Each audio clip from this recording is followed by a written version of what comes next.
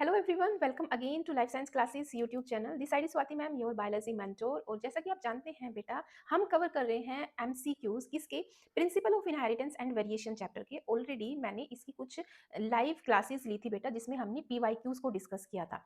ठीक है, लेकिन वहां पर हमारे सारे पीवाईक्यूज कवर नहीं हो पाए थे, तो इसलिए मैंने सोचा कि मैं एक रिकॉर्डेड क्लास यहाँ पर ले लेती हूँ। ठीक है ना, तो यहाँ पर हमने ऑलरेडी कुछ क्वेश्चन यहाँ पर मैंने डिस्कस कर लिए थे लाइव क्लास में, जो हम रात को मोस्टली 9 PM पर लेते हैं। ठीक है, लेकिन कुछ क्वेश्चंस मैंने और कराने थे इस चैप्टर के बेटा, तो मैं सोचा कि चलो रिकॉर्डेड मैं वीडियो यहाँ पर एक अपलोड कर देती हूँ रिमेनिंग क्वेश्चंस की। ठीक है, तो इससे पहले तक के क्वेश्चंस हमारे हो गए थे यहाँ पर। अब हम नेक्स्ट क्वेश्चन पे आते हैं, क्वेश्चन नंबर 6। जो इसमें क्या पूछा है क्वेश्चन नंबर 6 में बेटा, why is the allele for wrinkled seed shape. Wrinkle seed shape का एलील है, रिंकल जो सीड शेप का जो रिंकल सीड शेप होती है, ठीक है ना, इन गार्डन बी कंसीडर रिसेसिव। उस ट्रेट को हम कैसा मानते हैं कि ये एक रिसेसिव ट्रेट है। ठीक है ना, जो एलील इसको कोड कर रही है वो रिसेसिव एलील है। तो इसको आप कैसे कंसीडर करोगे कि हाँ ये रिसेसिव ट्रेट है? तो इसका आंसर आपका क्या होगा, स्टेटमेंट पढ़ लेते हैं। It recedes in the F2 generation when homozygous parents are crossed. जब हम होमोजाइगस पेरेंट्स को क्रॉस करते हैं तो हमें F2 जनरेशन में देखने को मिलता है रिसेसिव जो ट्रेट होता है। हाँ, कुछ हद तक हम इस बात को सही मान सकते हैं, बट आप दूसरी स्टेटमेंट देखो बेटा, the trait associated with the allele is not expressed in heterozygotes. मतलब कि ये यहाँ पर बिल्कुल इसकी अप्रोप्रिएट आंसर है कि इसने बोला है कि अगर ट्रेट किस कंडीशन में है, हेट्रोजाइगोट्स में है। ठीक है ना, हेट्रोजाइगोट कंडीशन मतलब कि अगर हम रिंकल्ड सीड शेप की बात कर रहे हैं तो स्मॉल आर, कैपिटल आर और राउंड के लिए होता है और स्मॉल आर। ठीक है ना, तो ये आपकी हेट्रोजाइगस कंडीशन है। यहाँ पर जो आपको देखने को मिलेगा वो आपको राउंड सीड शेप देखने को मिलेगी। ठीक है ना, तो हेट्रोजाइगस कंडीशन में जब ये एलील खुद को एक्सप्रेस नहीं करता, इसलिए हम इसको कंसीडर करते हैं कि ये एक रिसेसिव एलील है। ठीक है, थर्ड है, बाकी स्टेटमेंट यहाँ पर रोंग है, तो यहाँ पे आपका आंसर सेकंड हो जाएगा। ठीक है, चलो नेक्स्ट क्वेश्चन देखते हैं, question number 7। The alleles found in haploid organism can not be dominant और रिसेसिव। व्हाई? मतलब जब हैप्लॉइड ऑर्गेनिज्म है तो वहां पर हम डोमिनेंट और रिसेसिव को कंसीडर नहीं करते हैं। तो ऐसा क्या है कि वहां पर हम डोमिनेंट और रिसेसिव कंसीडर नहीं कर रहे हैं? देखो बेटा, जब सेल हैप्लॉइड है, हमारी जो बॉडी होती है वो 2n यानी कि डिप्लॉइड है। ठीक है, डिप्लॉइड का मतलब है कि एक पोजीशन पर हमारे दो क्रोमोसोम्स प्रेजेंट होते हैं। ठीक है, अब हैप्लॉइड कंडीशन कैसी बन गई है कि यहाँ पर सिर्फ एक पोजीशन पर एक ही क्रोमोसोम है। जब एक क्रोमोसोम प्रेजेंट है तो वहां पर डोमिनेंट और रिसेसिव का केस ही नहीं बनेगा, जो जीन प्रेजेंट होगी वही खुद को एक्सप्रेस करेगी। ठीक है ना, डोमिनेंस एंड, क्योंकि ये एक दूसरे के इंटरेक्शन की वजह से होता है। ठीक है ना, जब दो जीन एक साथ में आती हैं, जैसे कि कैपिटल टी और एक कैपिटल टी है एक क्रोमोसोम पे और दूसरे क्रोमोसोम पे स्मॉल टी है, तो ये एक दूसरे के इंटरेक्शन के साथ में यहाँ पर सिर्फ जो एक्सप्रेस होता है तो वो खुद को कैपिटल टी ही खुद को एक्सप्रेस करते हैं, ये वाला एक्सप्रेस नहीं हो पाता। ठीक है ना, लेकिन आपने ये भी देखा होगा कि जब स्मॉल टी आता है तो ये खुद को एक्सप्रेस करता है। ठीक है ना, जब यहाँ पर सिंगल जीन ही प्रेजेंट है, एक क्रोमोसोम है, तो यहाँ पर तो केवल एक एलील प्रेजेंट होगी, तो वहां पर हम डोमिनेंट और रिसेसिव का कोई केस बना ही नहीं सकते। ठीक है ना, देखो, dominance and recessiveness describe interaction between two alleles of the same gene in the same individual. Dominance और रिसेसिवनेस हम किस बिहाफ पे बताते हैं, उन दोनों के इंटरेक्शन के बिहाफ पे बताते हैं। दोनों एलील्स एक दूसरे के साथ में इंटरेक्ट करके अपने आप को एक्सप्रेस करती है, उसके बिहाफ पे हम डोमिनेंट और रिसेसिव का ये क्या बोलेंगे हम पॉइंट रखते हैं। ठीक है ना, तो यहाँ पर इसका आंसर आपका फर्स्ट ही हो जाएगा, because only one allele is present, allele in haploid organism are always dominant. तो ये नहीं होगा, क्योंकि ये तो चाहे डोमिनेंट हो चाहे रिसेसिव वाला वो बात ही नहीं आ रही, क्योंकि एक क्रोमोसोम है और एक क्रोमोसोम पे एक ही एलील प्रेजेंट होगी। ठीक है, allele in haploid individual are transmitted like mitochondria, नहीं। Most haploid individuals are bacteria. ठीक है ना, तो यहाँ पे आपका आंसर 1 हो जाएगा। ठीक है ना, समझ में आ रहा है ना किस तरीके से यहाँ पे 1 हुआ है। Question number 8, it is said that Mendel proposed that the factor controlling any character is discrete and independent. जो फैक्टर्स कंट्रोल कर रहे हैं तो वो कैसे हैं, डिस्क्रीट हैं। मेंडल ने बताया था कि फैक्टर क्या होते हैं, जीन को ही उसने फैक्टर बोला था, उन्होंने बताया था कि डिस्क्रीट और इंडिपेंडेंट होते हैं। इंडिपेंडेंट मतलब कि जो इंडिपेंडेंट असॉर्टमेंट शो करते हैं। ठीक है, तो ये किसके बाद बताया था मेंडल ने, जो इस लॉ को जब प्रपोज किया था, जब उन्होंने डाई हाइब्रिड क्रॉस किया था, तो उसके बाद उन्हें ये ऑब्जर्वेशन देखने को मिली है। ठीक है, तो यहाँ पर ऑप्शन दिए हैं, results of F1 generation of a cross, observation that the offspring of a cross made between the plants having two contrasting character shows only one character without any blending. ठीक है, तो यहाँ पर इसका आंसर आपका second हो जाएगा बेटा। ठीक है, क्योंकि इसने एक तो character is discrete and independent. ठीक है ना, इंडिपेंडेंट असॉर्टमेंट का केस हम तभी अप्लाई कर सकते हैं जब हमने दो कंट्रास्टिंग कैरेक्टर को एक साथ स्टडी कर रहे हो। ठीक है ना, तो इसका आंसर आपका सेकंड हो जाएगा। उसके बाद में नेक्स्ट क्वेश्चन है, question number 9। Two genes A and B are linked, ठीक है ना। यहाँ पर क्या बात बोली इसने, दो जीन है ए और बी और दोनों लिंक्ड हैं, लिंक्ड जीन है, ठीक है ना, यानी कि जो लिंक्ड हैं तो वो इंडिपेंडेंट असॉर्टमेंट शो नहीं करेंगे, ठीक है ना, एक साथ जाएंगे जहाँ भी जाएंगे। In a dihybrid cross involving these two genes the F1 heterozygote is crossed with homozygous recessive parental type, homozygous recessive parental type, यानी कि यहाँ पे क्या हो रहा है, यहाँ पे टेस्ट क्रॉस हो रहा है, ठीक है, टेस्ट क्रॉस हो रहा है यहाँ पर। और टेस्ट क्रॉस का आपको याद रखना है, वैसे आप सोल्व करोगे तो भी, लेकिन आपको याद भी रहना चाहिए कि टेस्ट क्रॉस का आपका जब भी रेशियो आता है तो वह 1:1 आता है अगर मोनोहाइब्रिड क्रॉस है, और अगर डाइहाइब्रिड क्रॉस है तो 1:1:1:1 आ जाता है, ठीक है।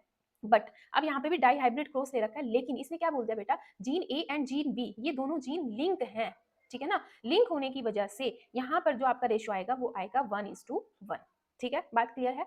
Next question, question number 10, inheritance of blood group is a condition of. Blood group का इनहेरिटेंस में हमें दो चीजें देखने को मिलती हैं, जब हम ब्लड ग्रुप के इनहेरिटेंस की बात करते हैं तो ब्लड ग्रुप में बेटा हमें दो चीजें देखने को मिलती है, एक तो क्या, कोडोमिनेंस, ठीक है ना, क्योंकि ए और बी, जो ए और बी दोनों एक साथ में खुद को एक्सप्रेस कर रहे हैं, दोनों जीन आ रहे हैं, दोनों खुद को एक्सप्रेस कर रहे हैं, ए बी और बी भी, ठीक है, तो इसलिए यहाँ पे कोडोमिनेंस का केस बनता है। दूसरा यहाँ पर मल्टीपल एलिलिज्म का केस बनता है, क्योंकि यहाँ पर जो जीन आई है उसकी तीन फॉर्म है, ठीक है ना, आई ए और आई बी और स्मॉल आई, ठीक है ना, ये तीन एलील्स हैं यहाँ पर ब्लड ग्रुप की, तो यहाँ पर मल्टीपल एलिलिज्म और कोडोमिनेंस का केस बनता है, तो आपका A and C, A incomplete dominance and dominance, A and C इसमें आंसर ही नहीं है, select the correct option given below.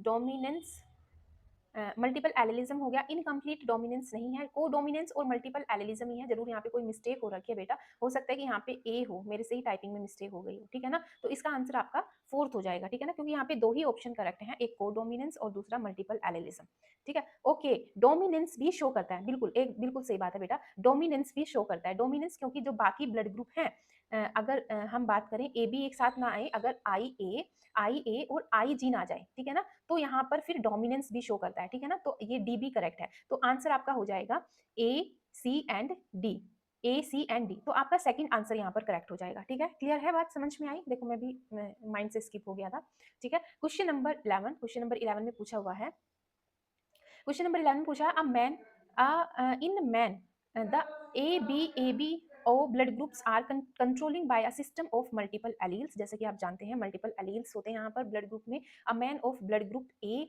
Mary's a woman of blood group B, ठीक है ना, यानी कि जो मदर है, मदर का ब्लड ग्रुप ए है, ठीक है ना, मदर का ब्लड ग्रुप ए है और जो फादर है उनका ब्लड ग्रुप बी है, ठीक है ना, and they have one child, उनका एक बच्चा है, which one of the following statement about the child blood is correct, ठीक है, तो यहाँ पर जो बच्चा होगा, बच्चे का क्या ब्लड ग्रुप पॉसिबल है, ठीक है ना, देखो ब्लड ग्रुप ए होने की पॉसिबिलिटीज क्या हो सकती हैं, जो मदर का ब्लड ग्रुप ए है तो उसकी पॉसिबिलिटीज क्या हो सकती हैं, हो सकता है मदर का जो जीनोटाइप हो वो आई ए और स्मॉल आई हो, ये भी हो सकता है बेटा, और मदर का जीनोटाइप हो सकता है आई ए और आई ए ही हो, ये भी हो सकता है, दोनों पॉसिबिलिटी में आपको ब्लड ग्रुप ए देखने को मिलेगा। सेम ऐसे ही फादर का मैं इधर लिख रही हूँ, तो यहाँ पे आई बी और आई भी हो सकता है, और आई बी और आई बी, ये दोनों पॉसिबिलिटीज हो सकती हैं, ठीक है।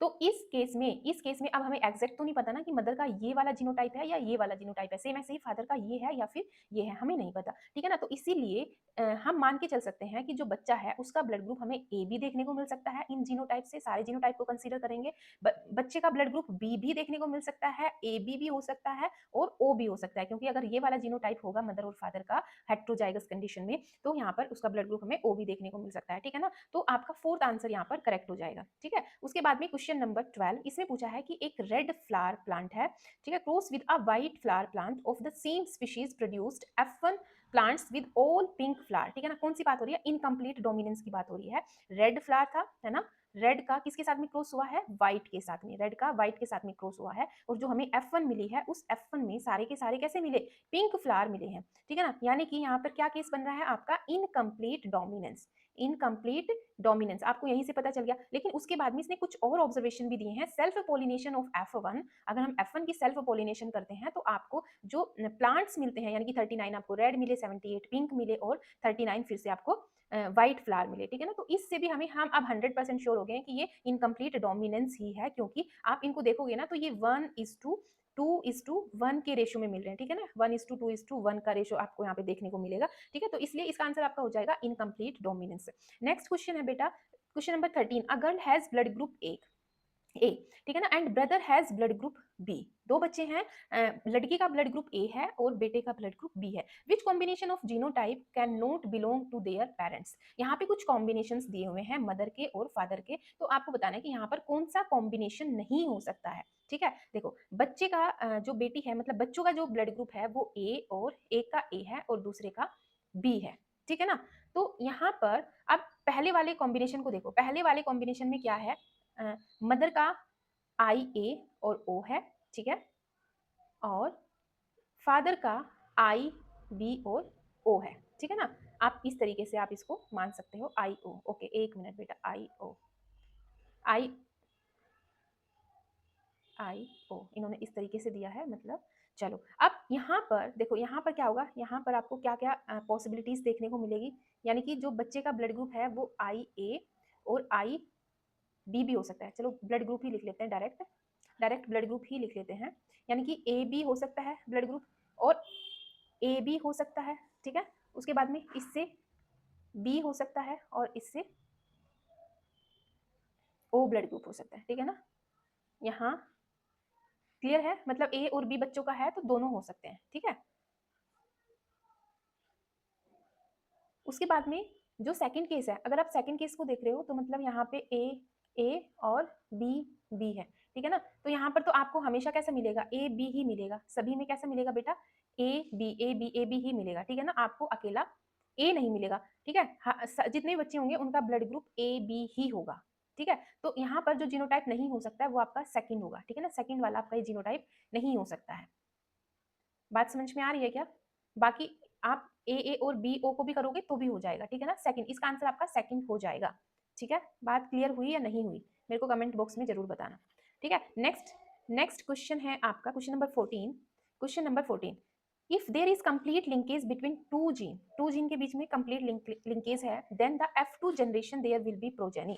F2 जनरेशन की प्रोजेनी कैसी होगी, लिंकेज यहाँ पे लिंक है, यानी कि जो दो जीन है वो उनमें कंप्लीट लिंकेज शो हो रहा है, तो जो F2 जनरेशन होगी बेटा वहां पर हमें सारे कैसे दिखाई देंगे, parental types and recombination appear in equal ratio, तो नहीं, only parental types, recombination are more than parental types are less than recombinants. तो सारे के सारे पेरेंटल टाइप्स आपका सेकंड आंसर हो जाएगा, सारे के सारे हमें कैसे दिखाई देंगे, पेरेंटल टाइप्स ही दिखाई देंगे, क्योंकि कंप्लीट लिंकेज इन्होंने दिया है, यहाँ पे कंप्लीट लिंकेज हुआ है, उसकी वजह से आपको रिकॉम्बिनेशन हो ही नहीं पाएगा, तो पेरेंटल टाइप्स ही देखने को मिलेंगे। Question number 15, sex determination in grasshopper humans drosophila is similar because, grasshopper में जो सेक्स डिटर्मिनेशन है यहाँ पर फीमेल होती है एक्स एक्स और मेल होता है एक्स नॉट। ह्यूमन के अंदर जैसा कि आप जानते हैं फीमेल होती है एक्स एक्स और मेल होता है एक्स वाई, और सेम ड्रोसोफिला में भी बेटा फीमेल एक्स एक्स और मेल एक्स वाई। तो आप देख पा रहे हो कि यहाँ पर क्या कॉमन है, फीमेल सबकी कॉमन है, ठीक है ना, फीमेल सबकी कॉमन है। फीमेल्स आर हेमीजाइगस, हेमीजाइगस नहीं होती female, males have 1x chromosome and female have 2x chromosome. बिल्कुल यहाँ पर आप देखोगे मेल के पास में एक एक्स क्रोमोसोम तीनों में है, ठीक है ना, चाहे ग्रासहोपर हो, ह्यूमन हो, ड्रोसोफिला हो, सभी में एक एक्स क्रोमोसोम प्रेजेंट है, और फीमेल के अंदर आपको 2x क्रोमोसोम दिख रहे हैं, तो इसका आंसर आपका सेकंड हो जाएगा, ठीक है। उसके बाद में question number 16, a woman with 2 genes, one of haemophilia and one of colour blindness. 2 genes हैं, वन ऑफ हीमोफीलिया और one of, a woman with 2 gene, one of hemophilia and one of color blindness on one of its X chromosome. मतलब जो X female के पास में 2 X chromosome होते हैं, लेकिन किसी एक X क्रोमोसोम पर ही, एक X क्रोमोसोम पर ही दोनों डिजीज के जीन्स प्रेजेंट है, हीमोफीलिया के भी और ब्लाइंडनेस के भी, कलर ब्लाइंडनेस के भी, ठीक है ना। लेकिन जो इसकी शादी होती है वो एक नॉर्मल मेल से हो जाती है, ठीक है ना, the progeny will be.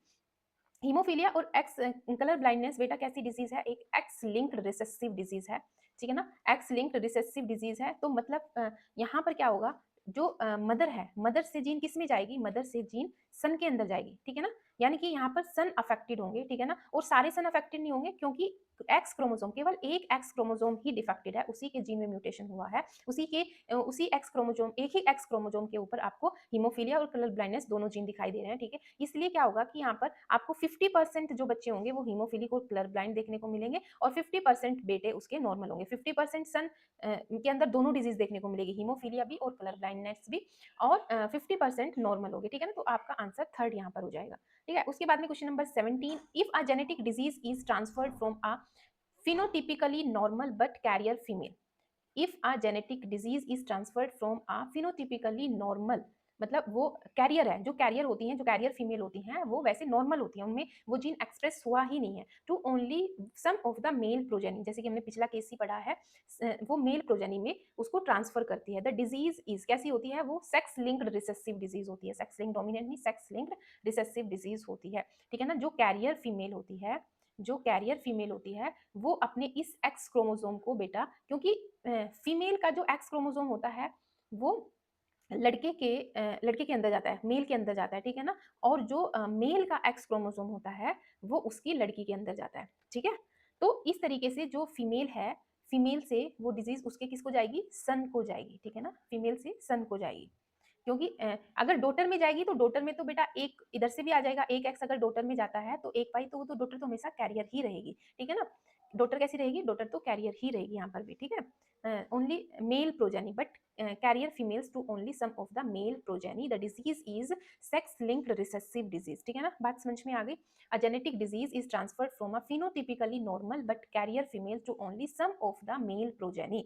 Some of the male progeny, सारे मेल्स के अंदर तो नहीं जाएगी, कुछ मेल्स के अंदर जाएंगे, क्योंकि चांस की बात है, कुछ मेल के अंदर ये वाला एक्स क्रोमोसोम चला गया, कुछ मेल्स के अंदर ये वाला एक्स क्रोमोसोम चला गया, ठीक है ना, चांस की बात है। तो कुछ लड़कों में जाएगी जो अफेक्टेड होंगे, जिनके अंदर ये वाला एक्स क्रोमोसोम चला जाएगा, ठीक है। Question number 18, incorrect statement is chromosomes as well as genes occur in pairs.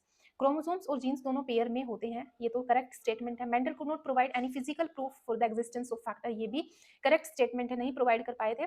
In Mendelian dihybrid cross segregation of one pair of characters are independent from the segregation of the other pair of character, जो कि independent assortment में होता है, ये भी बिल्कुल correct है, independent assortment यहाँ पे बताया गया है, ठीक है। और उसके बाद में distantly located genes assort together, distantly located genes एक साथ असोर्ट नहीं होती, जो क्लोजली लिंक्ड होती हैं, जो closely assort together, independently assort, distantly located gene assort together. इन्होंने बोला कि बेटा जो दूर दूर जीन्स हैं वो भी एक साथ मूव करती हैं, लेकिन नहीं, इन जो डिस्टेंट लोकेटेड जीन्स हैं वो इंडिपेंडेंटली असोर्ट करती हैं, टुगेदर असोर्ट नहीं करती, ठीक है। तो इसका आंसर आपका इनकरेक्ट स्टेटमेंट पूछी थी, यहाँ पर आपकी फोर्थ स्टेटमेंट हो गई इनकरेक्ट है। Next, identify the wrong statement. Question number 19, identify the wrong statement. यहाँ पर आपको रॉन्ग स्टेटमेंट बतानी है।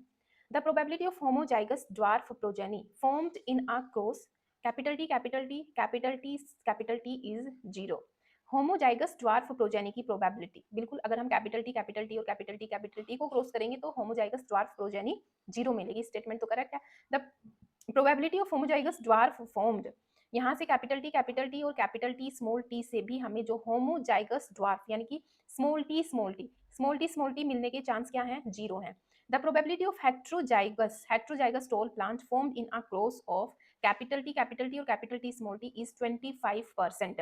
हेट्रोजाइगस टोल प्लांट, ठीक है ना। अब देखो यहाँ पे इसने दिया कैपिटल टी और कैपिटल टी स्मॉल टी, ठीक है। यहाँ पर आपको क्या क्या मिलेंगे, एक तो आपको कैपिटल टी मिलेगा, दूसरा आपको कैपिटल टी स्मॉल टी मिलेगा, ठीक है। फिर से आपको कैपिटल टी और कैपिटल टी स्मॉल टी, ये 4 टाइप के मिलेंगे, ठीक है। तो इसने बोला heterozygous tall plant, heterozygous tall plant ये रहे, ठीक है ना। इनके चांस कितने हैं, कितनी प्रोबेबिलिटी है, 50%, इसने क्या दिया 25%, तो ये स्टेटमेंट आपकी रॉन्ग हो गई। नेक्स्ट स्टेटमेंट भी आपकी करेक्ट है, ठीक है। उसके बाद में question number 20, some individuals with blood group A में inherit the gene for dimples, ठीक है ना। कुछ इंडिविजुअल है जिनका ब्लड ग्रुप ए है और वो डिंपल्स इनहेरिट करते हैं, जो गालों में डिंपल्स पड़ते हैं उनकी बात हो रही है। While other individuals with blood group A में inherit gene for no dimples, और दूसरे हैं वो उनके साथ में डिंपल्स नहीं आ रहे हैं। कुछ बंदे ऐसे हैं, कुछ बंदे ऐसे हैं जो ब्लड ग्रुप ए है उनका और साथ में जो डिंपल्स की जीन है वो भी इनहेरिट हो रही है। कुछ ऐसे हैं जिनके साथ में डिंपल्स की जीन इनहेरिट नहीं हो रही है लेकिन उनका ब्लड ग्रुप ए ही है। This can be best B explain by the principle of, इसका मतलब क्या है, मतलब यहाँ पर आप देख रहे हो कि यहाँ पे जो